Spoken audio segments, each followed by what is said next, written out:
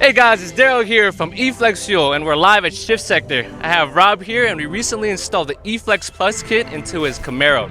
So Rob, after installing the kit on the Camaro and we're taking it to the dyno, how much horsepower gain did you see on that vehicle? I think it was roughly right around 40. 40 on that. Okay, cool. So how is it running now? It's running really good actually. I was surprised of the horsepower and the stuff that I got from it, especially with it being naturally aspirated. Being the fact that you usually see gains from forced induction with E85, but with this flex fuel kit, I've definitely noticed a big difference. So what do you have planned for the vehicle now? Right now I'm actually in the process of putting a GPI SS4 cam in it, and it's also getting a new transmission, which is a Turbo 400 with a 5500 stall from Cone. Nice. So with all those upgrades, are you planning to take it to Shift Sector next year? Quite possibly. Right now I really want to see what my quarter mile time is going to be. I'm really shooting for 10s at the moment, and I think even with this flex fuel kit I should achieve that.